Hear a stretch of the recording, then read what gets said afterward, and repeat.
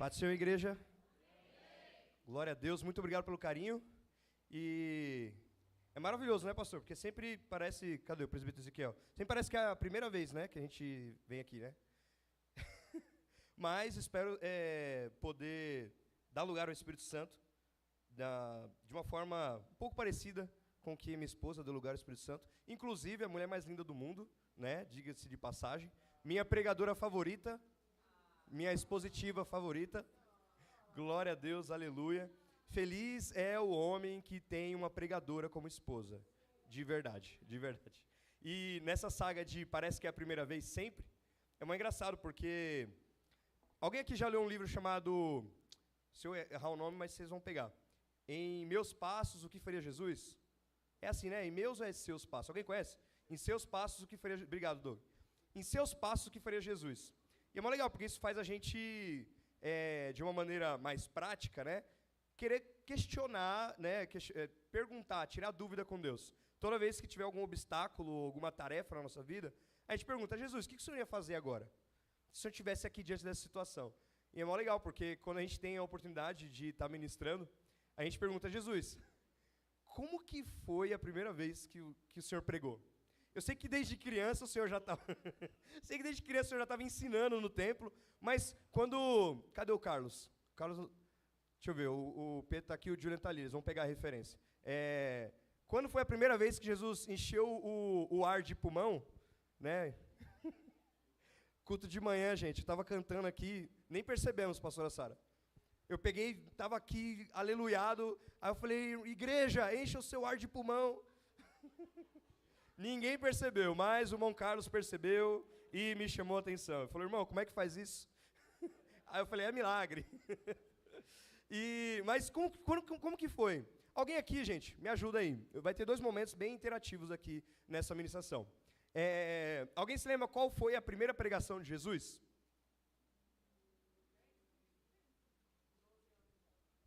Um pouquinho depois do tempo. Pode falar, quem souber pode falar.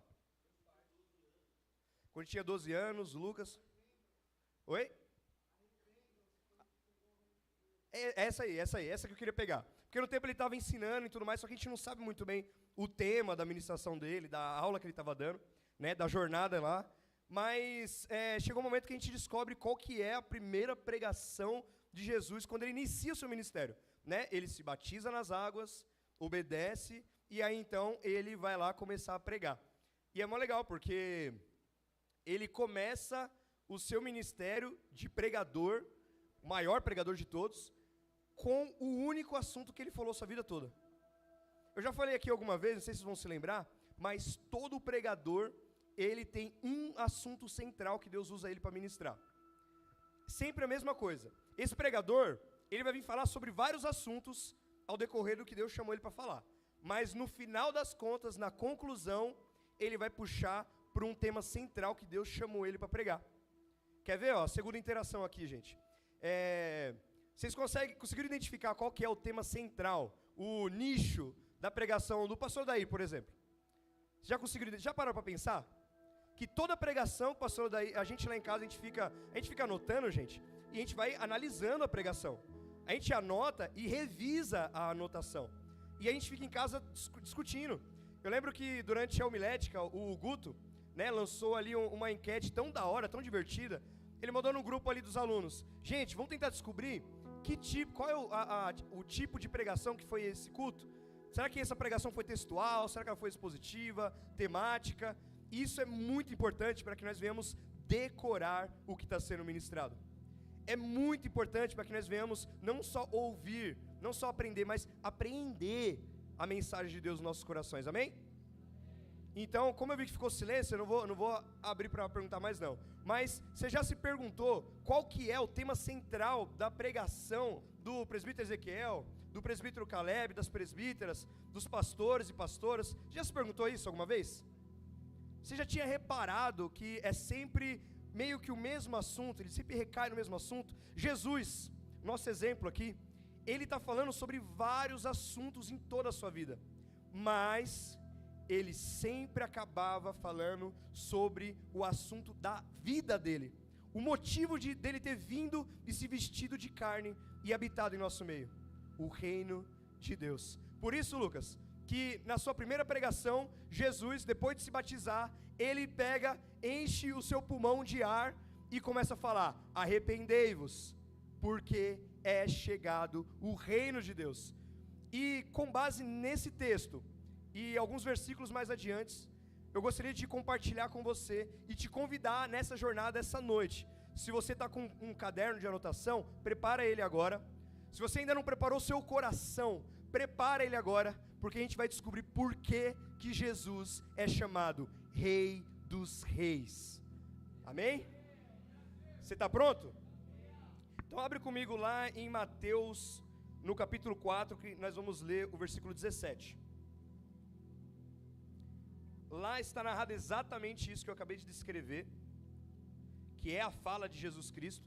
Quem já achou pode falar: eu amo a Bíblia. Quem não achou falou também: eu amo a Bíblia. E então está escrito assim: desde então começou Jesus a pregar: arrependei-vos, pois está próximo o reino de Deus. Gente, eu tenho uma dúvida aqui.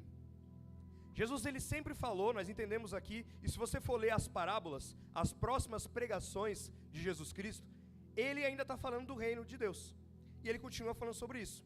Só que tem uma questão: como que eu e você, que somos brasileiros, tem algum imigrante aqui? Deixa eu ver. Todo mundo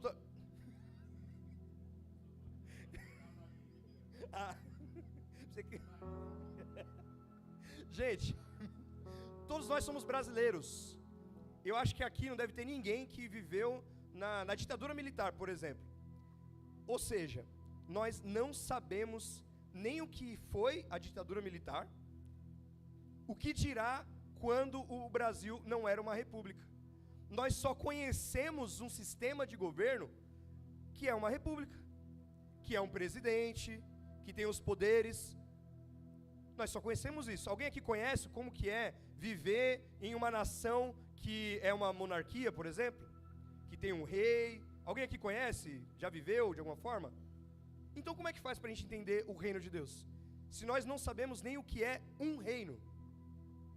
Como que faz para nós entendermos quando nós lemos em Apocalipse, está escrito que na coxa de Jesus está escrito Rei dos Reis, se nós não conhecemos nenhum rei? Tá certo, talvez você fale assim: mas Kevin, a gente assiste filme, a gente vê série, e inclusive é sempre muito bom, né, pastor? Tá aí um nicho aí, um gênero de entretenimento que a gente gosta bastante, mas isso só nos traz uma ideia um pouco abstrata do que é um reino ou do que é um rei. Não dá para ter noção completamente. Agora eu vou pedir ajuda das irmãs. A minha esposa, ela tem cólica todo mês. Todo mês. E inclusive agora nesse trimestre, eu estou trabalhando em casa todos os dias. Glória a Deus. E eu vejo ela, né, sofrer, chorar, me arranhar, me bater, me xingar. Te amo, amor. Mas o fato de eu assisti-la passar por isso e ajudar no que eu posso, faz eu conseguir entender de fato o que é ter uma cólica? Vocês acham, irmãs, que dá para me entender? Eu posso vir aqui, encher o ar de pulmão e falar: eu já sei o que é passar por... Não, isso daí, tô ligado. Dá para fazer isso? Só ela pode falar disso, não é verdade? Então, quando a gente está com febre, obrigado, pastor. Homens, não é verdade? As mulheres não sabem o que é uma febre masculina. Não tem como. Elas têm noção de metade quando estão com cólica.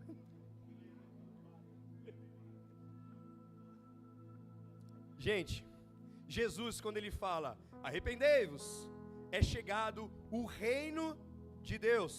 Talvez na sua Bíblia, ou aqui no telão, você viu que está escrito o reino dos céus. Está escrito assim porque em Mateus foi escrito para judeus. E judeu tem uma reverência tão grande com o mandamento de não falar o nome de Deus em vão, que toda vez que eles vão se referir a Deus, eles falam Senhor. Nesse momento, ao invés de falar reino de Deus várias vezes, ele escreveu reino dos céus. Então, ele está falando sobre um reino. E toda vez que ele fala para esse judeu sobre um reino, ele está falando com alguém que entende o que é um reino. Ele está falando com alguém que sabe exatamente o que é viver em um reino. Só para dar um contexto aqui, gente. o povo de Israel, ele se submetia a um líder. Moisés foi lá, liderou o povo todo, chegaram lá na Terra Prometida, e aí chegou um momento, resumindo aqui a história, gente, chegou um momento que eles falaram, nós queremos um rei. Não basta ter um sacerdote, não basta ter um profeta, nós queremos um rei. Vamos escolher aqui um guerreiro. E eles escolheram Saul, mais alto de todos, forte. Toda vez que eu leio sobre Saul, pastor, eu imagino aquele rei da primeira temporada de Game of Thrones. Ele estava mais na fim de carreira ali, mas mais alto, forte. Imagine. E aí o povo escolheu, fácil, vamos escolher o guerreiro. E não deu certo. E aí então Deus escolheu um homem segundo a vontade do coração dele. Escolheu Davi, e até deu certo por um tempo. Mas ainda não tiveram um rei perfeito. Depois de Davi veio o sábio, e também não deu certo. Israel nunca viveu um reino ou um reinado pleno, perfeito. E sabe o que é mais triste ainda? Que Israel ele vai se perdendo tanto, e vai se destruindo, vai afundando tanto, que chega um momento que é quase impossível distinguir o que é Israel e o que é o mundo. Para quem estava na aula de sermão expositivo do pastor Lucas, lembra que ele citou que tem uma história tão triste que ele nem quis entrar em detalhes? Eu vou falar para vocês aqui, de uma forma bem simples, ocultando alguns detalhes, porque realmente é uma história muito pesada. Lá em Juízes capítulo 19, conta que havia um homem da tribo de Levi, e ele tinha uma concubina, o que já é muito estranho para o povo de Deus, um homem ter uma concubina. E ele está viajando, ele chega em uma praça, no centro de uma cidade, e ninguém oferece moradia para eles. Algo que é muito esquisito, porque é por tradição e costume, você vê alguém da sua nação ali, precisando de abrigo, você abrigar essa pessoa. Até que um idoso passa e pergunta, você está indo para onde e está vindo da onde? Ele explica ali sua história e fala, não, vamos lá para casa. Eles chegam na casa desse idoso, e lá mora ele e a sua filha.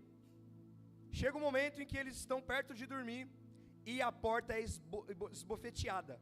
Eles começam a bater na porta. Andarilhos, moradores de rua, começam a bater na porta, e eles gritavam, tem um homem aí dentro, que não é daqui, ele é passageiro, joga ele para fora, que nós queremos ter relações com ele. E aí então o dono daquela casa fala, pelo amor de Deus, vocês estão malucos, ele é meu convidado, eu estou recebendo ele na minha casa, não façam isso. E de tanto eles insistirem com essa crueldade, esse idoso ele fala um negócio totalmente descabível para nós. Ele fala, olha, eu tenho uma filha virgem, e ele tem uma concubina, levem elas e façam o que vocês quiserem, mas poupem o meu convidado. Olha o nível da maldade dessa nação, a ponto da sugestão que traria solução para uma crueldade, parece até mais cruel ainda. E eles falaram, não, nós queremos o rapaz, nós queremos o homem que está aí. Nesse vai e vem, quem acaba ficando para fora é a concubina. Esses homens pegam ela e fazem de tudo a noite toda, até ela perder a vida. Gente, ao alvorecer, quando o dia se inicia, o levita vai abrir a porta e ela está diante dele, desacordada. Ele ainda tenta acordar, ela fala, vamos, agora a gente vai sair daqui. Ela já não respondia. E então esse homem pega o corpo da concubina e reparte o corpo dela em 12 pedaços. E manda um pedaço para cada uma das 12 tribos de Israel. Para que ele fez isso? Para que todas as 12 tribos testemunhassem a que ponto chegaram. Agora imagina uma situação como essa. Me perdoe, irmão, se eu pesei o clima aqui com esse relato. Está lá em Juízes 19. Mas eu precisava contar isso para você entender o que Jesus está pregando aqui. Amém? Você está comigo? Então olha só, um cenário caótico, terrível, uma nação totalmente nas sombras. Se esse relato aconteceu, você acha que só ele? Está escrito aqui só um. Você acha que só uma situação parecida com essa aconteceu? Provavelmente coisas ainda mais terríveis. E então um profeta fala: vai vir um Messias, vai vir um Salvador, vai nos tirar, nós vamos ter um rei novamente. Nós estamos assim porque o reino está dividido. Nós vamos ter um rei, e esse rei vai solucionar nossos problemas. É só você ler os profetas maiores. E aí sabe o que acontece? Deus levanta outro rei. Deus escolhe outro Davi. Eles escolhem outro guerreiro. Tem outro guerreiro? Tem outra pessoa capaz de vencer um gigante no meio deles? Infelizmente, não. Infelizmente, sabe o que acontece? Esse reino de Israel que nós estamos falando é invadido por o império babilônico. E então eles são derrotados. E eles ainda estão naquela esperança. Não, ainda vai ter salvação. Uns acreditam, outros não. Mas ainda existe profetas falando: vai ter salvação. Isso aconteceu por culpa nossa. Calma aí, vai ter salvação. E aí sabe o que acontece? Você acha que eles do nada começaram uma rebelião, enfrentaram o império babilônico e venceram? Foi isso que aconteceu? Aí veio o império persa, depois o império grego, depois veio o império romano. E povo após povo, império após império, o povo de Deus foi dominado. Agora imagine se você tem a sua casa. Se vem alguém e domina a sua casa, como que ficam os seus bens? Como que ficam as suas coisas? Eles vieram e invadiram a nação de Israel. Pegaram todas as terras, pegaram todas as posses. Imagine você criancinha, passando por uma rua, e você passa por lá toda vez que você vai fazer um sacrifício no templo. Agora você passa por lá, e nos muros tem desenho de entidades e de oferendas pagãs. Porque agora aquela nação não é mais sua. Aquela nação está dominada por um império. Então você começa a testemunhar e entender o cenário que estava se passando no momento que Jesus falou isso. Existia fome, existia injustiça. Pessoas que tinham várias propriedades já não tinha mais. Mal e mal tinha uma casa. Porque agora a galera, a nação que venceu, veio e está dominando tudo. Existia enfermidades, não só porque naquele tempo a medicina não era tão avançada, é porque você foi dominado. Você não é prioridade mais. Prioridade são os romanos. Você acha que você vai ter um cargo importante, um trabalho importante? No máximo, se você quiser ganhar dinheiro, você vai ser cobrador de impostos. Mas para isso você vai ser tido como traíra da sua nação. Gente, era isso que estava acontecendo. Existia grande dor na nação de Israel. O judeu estava passando por um pesadelo por séculos. E como se não bastasse, Deus parou de usar profetas e começou a falar só através de pregação. E ouvir pregação não é fácil. Não é fácil. É mais fácil quando vem alguém aqui rodando e fala: eis que te digo. É muito mais fácil. Mas quando a gente tem que ouvir o pastor, o presbítero, ministrando aqui num culto de domingo, a presbítera falar num culto de Santa Ceia de manhã, aí é difícil de ouvir. Vem o líder do hype ministrar aqui sobre como você andar num caminho de transformação verdadeira. Isso é muito difícil. Mas é assim que Deus fala. E aí então, do Neida, surge Deus falando novamente com seu povo. E Ele fala através de uma voz que clama do deserto. E Ele começa a dizer assim: arrependei-vos, porque é chegado o reino de Deus. É por isso que chegou uma multidão na beira do Rio Jordão. Como é que eu faço para entrar? E aí? Cadê? Cadê esse rei? Nós estamos precisando. Nós estamos precisando de cura. Nós estamos precisando de justiça. Nós estamos precisando de amor. Nós estamos precisando de abrigo, de casa, das nossas terras de novo. Nós estamos carentes de um rei. Mas nós não queremos mais um rei que seja poeta, ou um guerreiro, ou mais sábio. Nós precisamos de um rei pleno e perfeito. E João Batista falou, esse rei, ele é tão pleno, tão perfeito, tão majestoso, que eu que estou falando com vocês, e vocês estão sentindo a graça e o poder de Deus, eu não sou digno nem de desatar as suas sandálias. É esse cara, ele está vindo. E quando Jesus surge no Rio Jordão, eu imagino, gente, João ali na beira do rio, batendo na água e falando, é Ele, era dele que eu estava falando. Nossa salvação chegou, a nossa esperança chegou, nós não vamos mais enfrentar o que estávamos enfrentando. E então Jesus se batiza, e todo mundo pode ouvir uma voz vindo do céu, este é o meu filho, em quem me alegro, em quem tenho prazer, é Ele. E então todo mundo fica ao redor de Jesus. E aí, rei dos judeus, o que o Senhor tem a dizer, mestre? Arrependam-se, porque é chegado o reino de Deus. Assim ele começou a pregar. Você conseguiu entender um pouquinho o que é um reino? Você conseguiu entender um pouquinho o que o judeu estava passando antes de ouvir essa pregação? Agora eu vou fazer uma pergunta. O que essa nação estava passando é um pouquinho parecido com o que a gente está passando nos dias de hoje? Ou é só eu que tenho essa impressão? Essa crueldade, essa maldade, essa dor, essa enfermidade, a área da saúde estando precária, tanta mentira, tanta injustiça, a frase, o mundo é dos espertos, cada vez mais evidente no dia a dia. Não é parecido com o que eles estavam passando quando ouviram essa mensagem? Se você concorda comigo, fala um amém aí, por favor. Entendi, então faz sentido Deus falar para nós, mais uma vez, é chegado o reino de Deus. Meu irmão, eu não sei o que você pode estar passando no seu dia, o que você passou essa semana. Eu não sei quais são as batalhas que você tem enfrentado.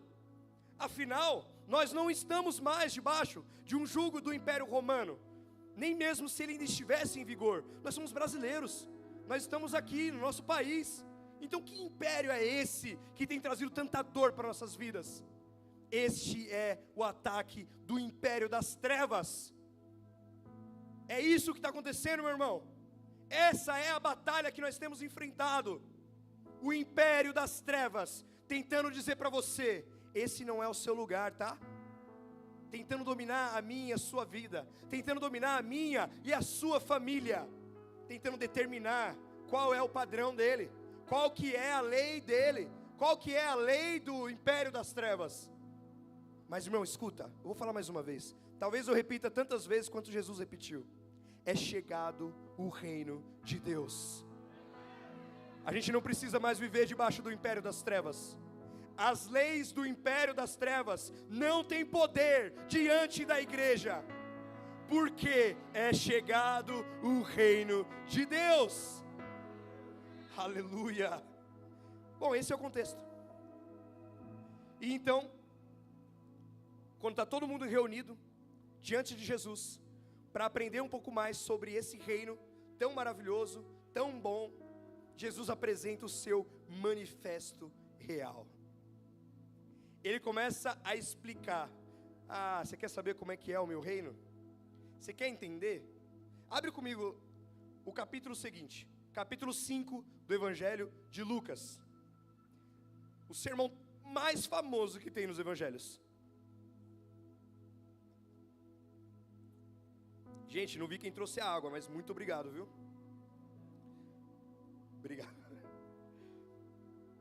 Quem achou, fala, eu amo a Bíblia.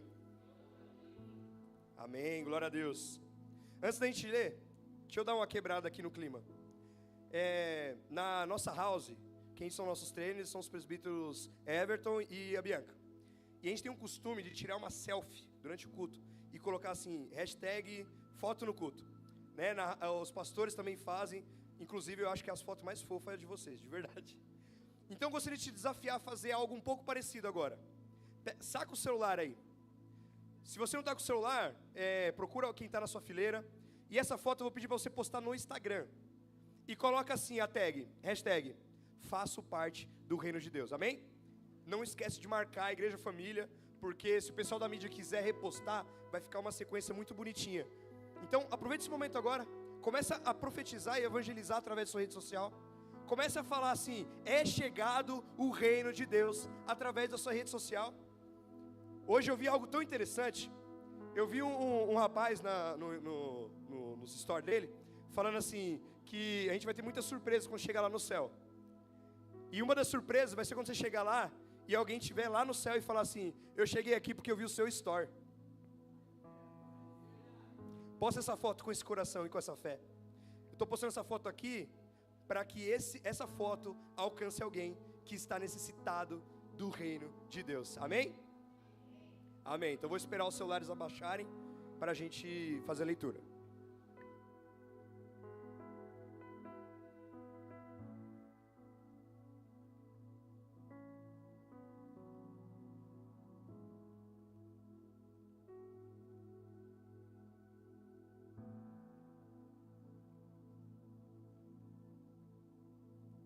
Amém, glória a Deus.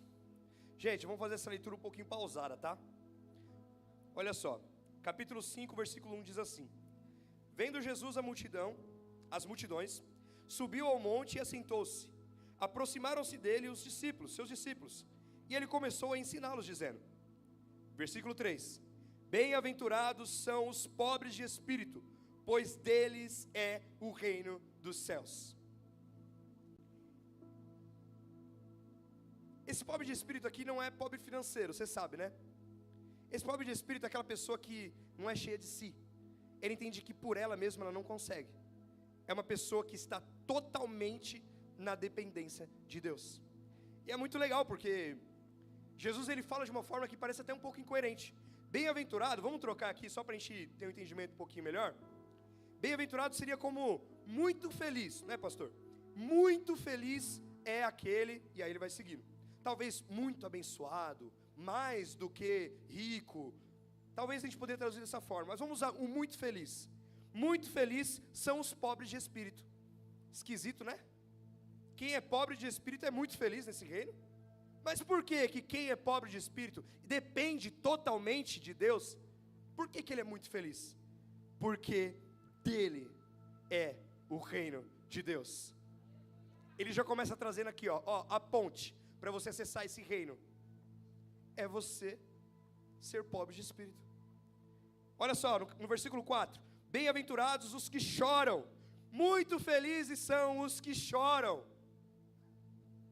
Tem gente que já chegou chorando essa noite aqui. Tem gente que durante o louvor, durante o testemunho da diaconisa, estava chorando. Muito felizes são os que choram, porque neste reino, quem chora é consolado. Um judeu que está vivendo no Império Romano, com tanta dor, com tanto sofrimento, com tantas lágrimas, e o governo nem aí, nem olhando para ele. Não é parecido, tá, gente, com o que a gente está vivendo agora. No reino de Deus, quem chora é consolado. Muitos felizes são os humildes. Sabe o que é ser humilde? Em grego vem da palavra húmulos, que significa vindo da terra. Ela traz o sentido de lembrar que todo mundo veio do pó. Ou seja, ser humilde significa entender que todo mundo é igual, ninguém é melhor do que ninguém. E por que Jesus está falando, bem-aventurados são aqueles que é igual, que todo mundo é igual? Porque quando você sofre a invasão de um império, você perde todo o seu poder aquisitivo, fica todo mundo na mesma miséria. E aí então Jesus fala, bem-aventurados são aqueles felizes, muito felizes, são aqueles que perderam tudo e agora está igual. Sabe por quê? Porque esses que perderam suas propriedades, esses que perderam dinheiro, esses que perderam casa, serão herdeiros de toda a terra, pois eles herdarão a terra. Bem-aventurados que têm fome e sede de justiça. Coisa que sempre acontece, injustiça, tudo fora da balança. E então Jesus fala: você é muito feliz se você tem fome e sede de justiça, porque no meu reino, quem tem fome e sede de justiça vai ser saciado. Você vai ser farto. Ser farto não é só matar a fome, não é só matar a sede, é você comer até não aguentar mais. Meu irmão, no reino de Deus vai ter tanta justiça, mas tem tanta justiça que você está farto de tanta justiça. Não tem mais, não tem aonde colocar mais tanta justiça. Muitos felizes são os misericordiosos. E o que eu acho mais legal quando Jesus fala sobre a misericórdia, porque ser misericordioso é totalmente o contrário do mundo dos espertos. É totalmente o contrário do você tem uma empresa, você não tem uma ONG. Ser misericordioso é totalmente ao contrário do perdoe o próximo. Não é no mundo de você não perdoar o próximo? Ser misericordioso é totalmente ao contrário do que o mundo prega, que é uma coisa boa. Não parece que as pessoas que não têm misericórdia no trabalho, não parece que elas são mais felizes? Não parece que elas sempre se dão bem? E então vem Jesus e fala: lá no Império Romano, lá no Império das Trevas, parece que você não ser misericordioso é algo bom. Mas, no reino de Deus, quem é misericordioso alcança misericórdia. Ah, meu irmão, olha que ele continua falando: muito felizes são os puros de coração. E como a pureza do nosso coração tem sido confrontada, na verdade, principalmente da juventude. Ser puro de coração é uma ofensa aí fora. A pessoa é pura de coração. Lembra que uma vez eu estava no trabalho, quando eu trabalhava na rede de energia, chegou um rapaz, ele falou assim: Kevin, eu já fui como você já, né? Com desdém, ele falou com ar de desdém. Eu falei: mas como? Aí ele: não, você é muito puro. Mas eu já fui assim também, mas você vai aprender. Peraí, ser puro de coração está errado? No império das trevas é errado você ser puro de coração. Mas no reino de Deus, aquele que é puro de coração, eles verão a Deus. Meu irmão, se é certo, se é errado, eu não sei, eu só sei que eu quero ver meu Deus. Eu não sei, só sei que no reino de Deus, para eu ver Ele, eu preciso ter pureza de coração.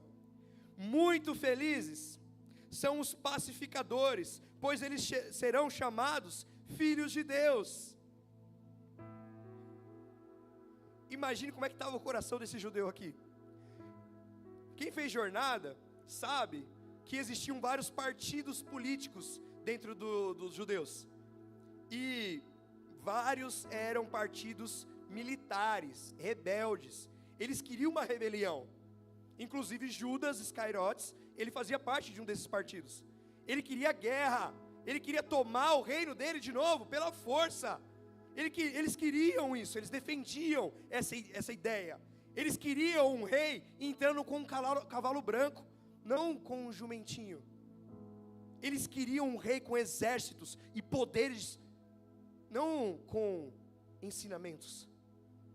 E aí então, Jesus olha para esses caras, Jesus olha para a minha e para a sua revolta, com tanta maldade que existe no mundo, e fala assim: bem-aventurados são os pacificadores. Muito felizes são os pacificadores, porque esses sim serão chamados filhos de Deus. E aqui no versículo 10, bem-aventurados os que sofrem perseguição por causa da justiça, pois deles é o reino dos céus. Bem-aventurados sois vós, quando vos injuriarem e perseguirem, e mentindo, disserem todo o mal contra vocês, por minha causa. No 12, regozijai-vos e alegrai-vos, porque grande é a vossa recompensa nos céus, pois assim perseguiram os profetas que viveram antes de vós. Meu irmão, tudo o que nós entendemos que é certo, é porque o império das trevas, o diabo, o inferno, quer fazer você acreditar que é certo ir por esse caminho. Tá bom, Kevin, mas qual é a novidade? A novidade é que existe o reino de Deus. E esse reino de Deus não é só um reino que nós vamos acessar na segunda volta de Cristo, meu irmão. Sabia disso? Olha só que legal. Jesus, ele fala, é chegado o reino dos céus. Mas em outros momentos, ele fala assim, o reino dos céus já chegou. Deixa eu ver se já chegou aí. Deixa eu ver se o reino do céu já chegou. Porque antes de começar a pregar, Jesus, ele cura enfermos. Ele chama discípulos para ele. E aí depois ele começa a pregar. Porque no reino de Deus existe cura para as enfermidades, existe provisão para quem tem falta, existe consolo para quem chora. Esse é o reino de Deus. E sabe uma das coisas que eu acho mais interessante nas falas de Cristo? É que ele não inventa conceitos novos para aquele contexto. Ele não inventa uma palavrinha nova. Mesmo ele sendo Deus e existindo infinitas coisas que a gente não conhece, ele usa coisas do nosso cotidiano. Por exemplo, quando ele fala, vou fundar a minha igreja, ele usa a palavra eclesia, que é uma palavra que já existia naquela época, que significa assembleia governamental. Eram os governantes romanos que se juntavam para falar sobre o império, como administrar o império. Então quando Jesus falou, eu vou fundar a minha eclesia, ele estava falando, eu vou fundar uma assembleia, onde vai ter governantes, conversando sobre assuntos do reino do meu Pai. Vai ter pessoas ajudando a administrar e manter o reino que foi conquistado. Essa é a ideia de Cristo. Uma palavra que pareceu inventada, igreja, mas não, já existia. Outra palavra legal também, portas do Hades. A gente já ouviu falar que Jesus ele fala que as portas do Hades não prevalecerão contra a igreja. Existia literalmente um lugar escrito porta do Hades. Era um templo pagão. Ele não inventou palavras. E quando a Bíblia fala sobre evangelho, gente, esse mistério é bom, esse negócio é bom. Evangelho é uma boa nova, né? Isso daí você já sabe. Mas existia, naquela época, aquele tempo de guerra, uma tradição. Sempre quando o rei, ele vencia uma batalha, estava lá com seus exércitos, é muito demorado, quem já assistiu série, filme, é muito demorado você vir com milhares de soldados até o seu reino. E então, eles enviam um mensageiro, eles enviam um evangelista para levar a boa notícia. E esse evangelista, ele vai correndo, e não para por nada. Ele machuca os seus pés. E é por isso que lá na Bíblia, lá no Novo Testamento, vai ser falado que sobre a preparação do evangelho, quando vai falar sobre a armadura do cristão, porque o evangelista, ele corre para dar notícia. E aí ele chega no reino e ele traz uma boa nova. Qual que é a boa nova? O rei venceu e está voltando. A vitória do Senhor.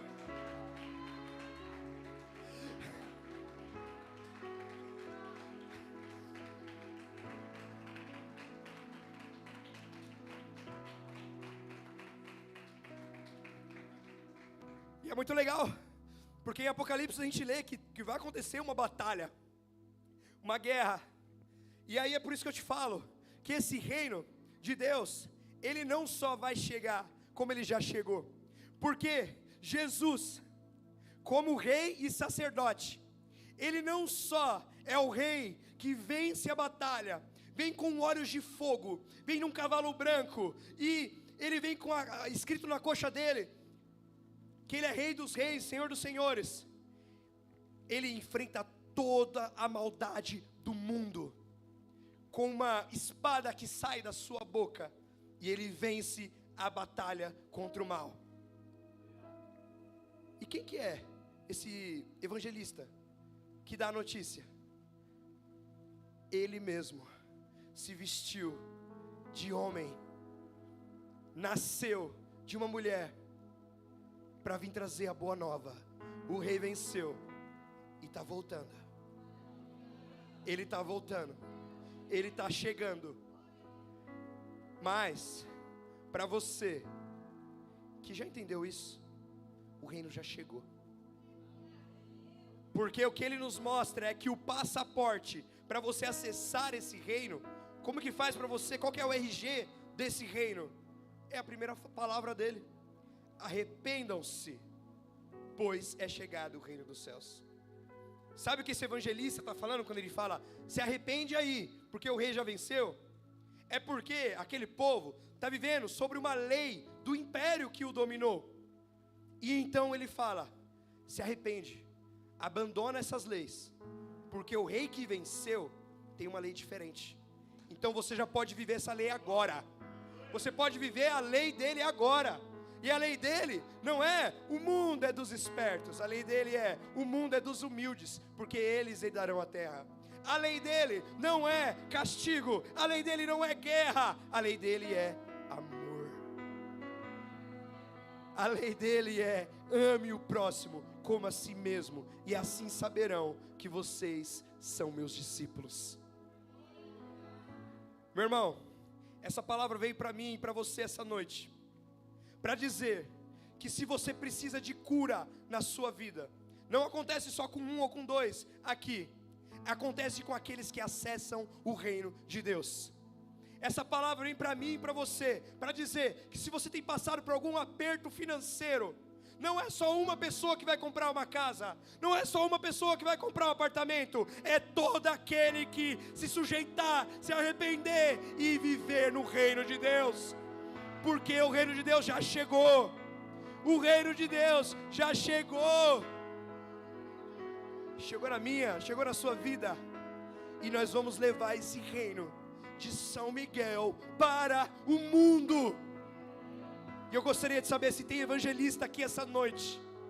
Eu gostaria de saber se tem crente disposto a renunciar todas as leis do império das trevas na sua vida, para viver debaixo do jugo leve e suave do nosso Deus.